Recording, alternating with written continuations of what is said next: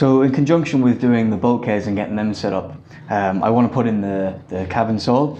So I'm using 2x4 blocks, and I'm cutting them to the shape of the hull, and I'm fitting them in. Okay, these are all loose at the moment so that I can level them off. And what I'll do then is I'll put strips at different intervals along here so that I can have inspection hatches and stuff like that, and it'll kind of add a lot of strength to the floor as well. So I've cut the 2x4s roughly to the right length, and I'm going to bolt them to the frames so they'll be very, very solid and there won't be any springiness in the floor. And then when I put the plywood down for the main floor, I'm going to face that with something kind of nice looking as well, and I'll have all my inspection hatches cut open too. So right now I'm just trying to get these kind of half level, at least in their kind of place, and then I'm going to fit these at some point in the next couple of days, and hopefully the floor will be kind of done then at that point. But a lot of thinking goes into this because I don't want anything to be completely sealed, so that I can lift the floor up and inspect different parts of the bilge. So for the cabin sole, I've actually gone online and spent a lot of time reading and kind of deciding how I want to do it. And there are some considerations that you should take into account with the cabin sole. One is how high you want it. So you can adjust the height of the cabin sole quite easily by lifting the beams up and down. But what that'll do is either make the floor wider or narrower, and it'll also affect your headroom. So I've kind of spent a bit of time deciding what height I want this cabin sole, and I'm going to adjust the beams to suit that so that I'm 5'8" or 5'7.5", depending who you ask. And I've got plenty of headroom in there, but I think someone who's 6 foot or above will struggle in the saloon, but that's fine. Neve's smaller than me anyway. So the book I've been kind of consulting quite a bit about the interior work is Thomas Colvin's book, Steel Boat Building. This is actually volume 2 because it deals with the fit out of the inside of the boat. And he goes into quite a lot of detail in the cabin sole, and he goes into the considerations like the height of the cabin sole, but he also talks about the other consideration, which is the springiness. So I don't want my cabin sole to be like a trampoline. So I've got 2x4s in here that are going to be really, really, really strong, and there won't be any spring whatsoever. And anywhere that there's kind of a bit of a void, I can kind of put a rabbet joint in and put timbers that span across that distance as well. And what that'll allow me to do as well is to bolt the saloon kind of interior joiner work to as well. So I can screw that all down to that, and that'll give me a really strong platform. You've got to also be very careful, and one of the last considerations really is to have access to the bilge, especially on a steel boat, because you don't want any kind of moisture or any pools of water standing against the steel, because you can have the best coating in the world, but water will eventually cause it to rust. So you've got to be very careful that nothing is completely boxed in.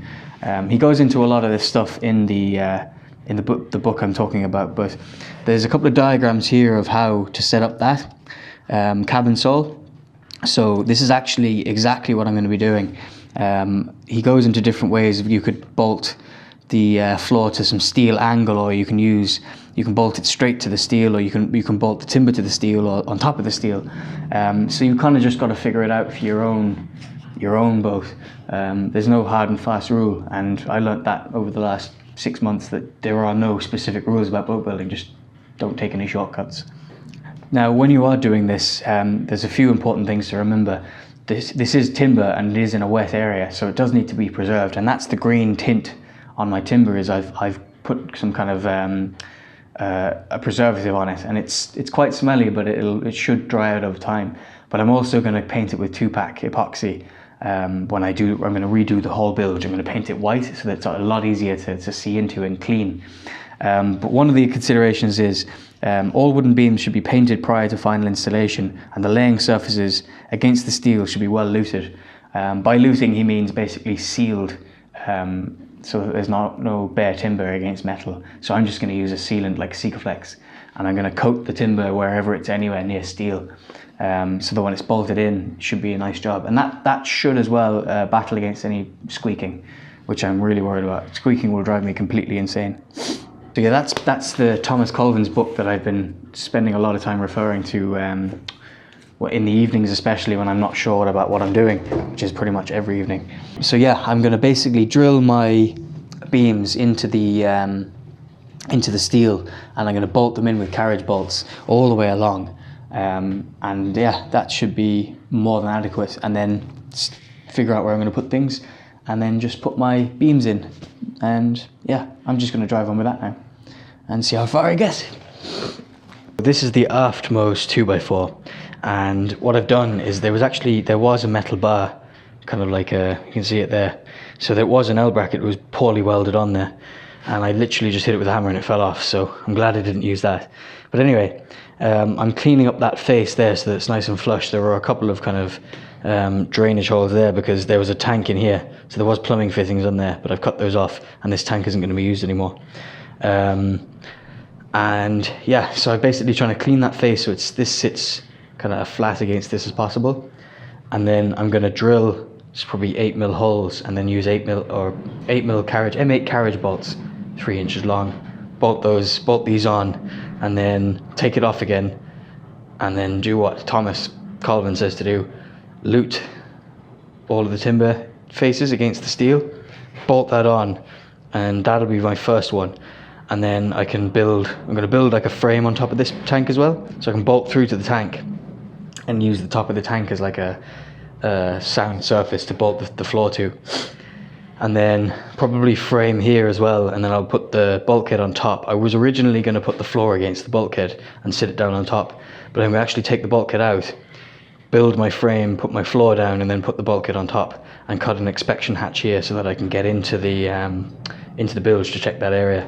And then my stove will go here, and then I'm gonna basically get a couple of bits of string and line them against the top of this, and then put my other beams in against that so that all of the beams are the same height.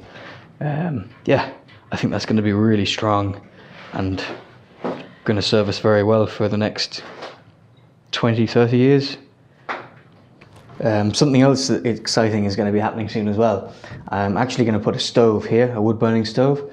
So the cabin sole will go in, that'll be nice and solid, and then I can square up my bulkhead to the forward bulkhead. And I'm going to build a platform here. So there'll be like a sitting area here, but there'll be about this much of it taken for the stove. So I'll put the stove here and the flue will come up, bend at 45 degrees and then go up through the cabin top. So yeah, that's going to be really nice.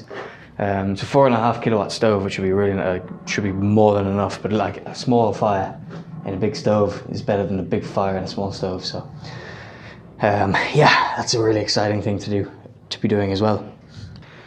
So the stove will be here, and then the flue will go up here, bend back towards us, and then up through the roof there where that circle is drawn. So the flue will come up the top there, and then it'll be completely out of the way as well, so nobody can trip over it. So yeah, that's going to be really nice, and I'll be nice and warm, and yeah, that'll be good. I started gluing these timbers in for the overheads. So these overheads will, these overhead battens will hold like a PVC tongue and groove. That tongue and groove is kind of like it's plastic, but it's a really nice, it's white, really nice finish. It'll be quite a modern, clean finish, and it'll be very easy to look after as well. There'll be no painting or any messing around like that. So it'll be white PVC cladding with spotlights, and the spotlights will kind of go in different intervals. And then what I'm going to do on this side is I've got to put my battens in on the walls, around the windows, and everywhere that I think I'm going to need them. And then I'm going to rip some plywood, 10mm thick plywood, into maybe 2 or 3 inch strips, and I'm going to clad them all the way up to the roof, or to the overhead. So there'll be nice slats all the way down from here to there, and I'll probably do it from there to there as well, and here to here behind the galley, and obviously here as well. So any kind of exposed walls will be like the Halberg Rassi style cladding, and we'll probably paint that white as well. So it'll be very bright in here. We're not going for the whole kind of classic timber look. We're going for like the modern, comfortable, easy to clean both. So yeah, and you can see there's drawings on the wall here. I'm going to put my strips of timber there, and I'm going to put maybe 25mm or 30mm kingspan against the bulkhead there, and that'll kind of stop noise going into our room. And then I'll put some 10mm ply over that. So the 10mm, I'm going to use that because it'll hold a screw better as well, and I can use it then for when I'm building my saloon. So that's the kind of overall plan for the interior. I've kind of thought about it, and to me that makes the best sense, is to clad it and then build the interior on top of it. It'll create a really strong platform for the interior to bolt to, and any exposed areas like inside lockers would be really, really tidy.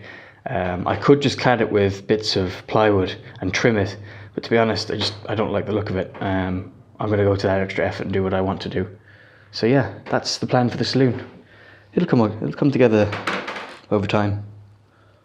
So as I was saying, I'm going to fit this timber first, so that it's kind of flush with these. So these 2x4s, they might seem like a bit of overkill, but they give me a nice solid platform that if I want to put the lap the timbers over them, they'll lap on top of that really strong, rather than having a little beady little cleat to hold the floor up.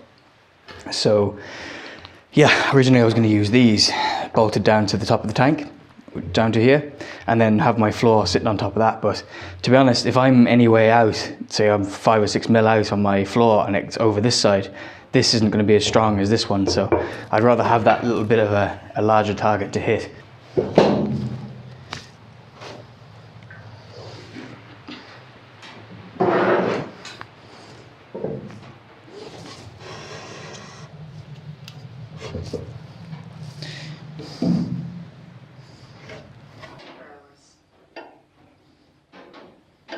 So I didn't end up drilling these. What I did was I set this to the right height based on this, and then I set this based off that, and I'm about to set that based off this. So I'm actually glad I did that and didn't just start bolting things together, because I want everything in its place and then I can bolt it together. Worst case is that I bolt that in and then it's not right and I have to rebolt it and all that stuff, so I'm much better off having done that. I think I'm happy with the height as well. It's about 1/2 inch higher than what I reckon the original flooring was. Which isn't a huge deal because myself and Neve are really small, and it gives a little bit more room in the bilge for wine. So I'm not too worried about that. I'll have 18 mil ply that sits on top of this as well. My structure will come along here. The 18 mil ply will go on top of that, and it'll be faced with something that looks nice. And that gives us adequate headroom as well. So yeah, I think that should be okay, I think. So yeah, this is basically the height, and you've got to remember as well, the insulation will come down around 2 inches off of the steel. So these battens are the depth of the insulation, maybe a little bit less. And then I'll have like probably a 5 mil cover over the top as well. So yeah, I reckon that should be enough. You can kind of see here I'm small enough, and I have a good bit of headroom there as well. So when we're walking around in here, I'm also wearing quite thick boots. So yeah, I think I'm happy with that. You might be able to see on this one, I'm not 100% sure how clear it is, but you can see the gap. There's no gap there, but there's a gap there. That's because this stringer here is biting into the wood a bit. So what I'm going to do is I'm going to mark that off, and I'm going to do a quick routing job on it so that it clears, because I want it to sit flush against this so that I can bolt it all the way along there. And I don't want it to be bent like that. It's just not a very good job. So I'm going to route that out, do the same on the other side.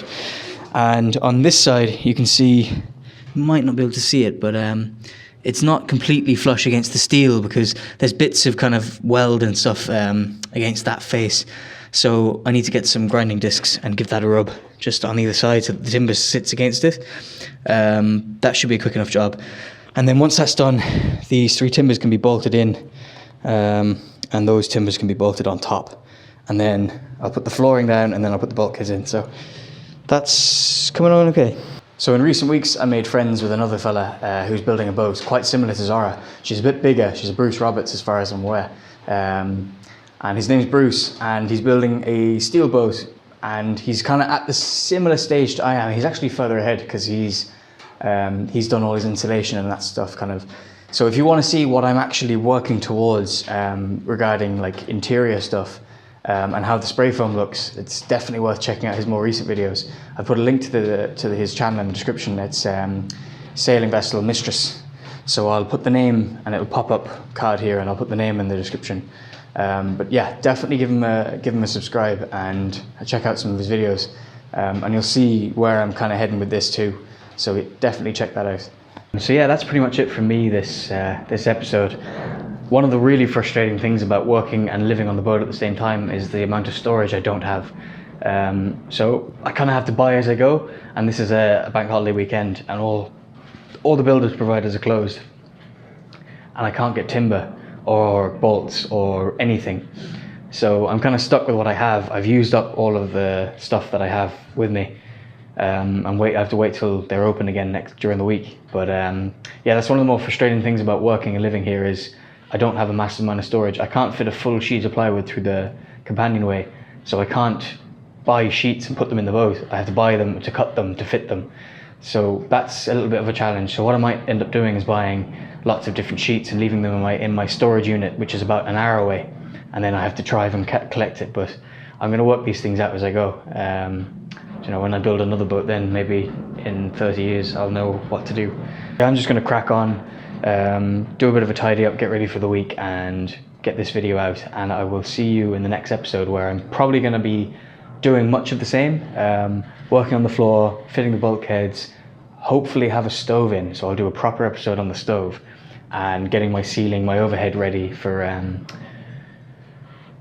insulation, basically. So yeah, thanks for watching, and I'll see you then.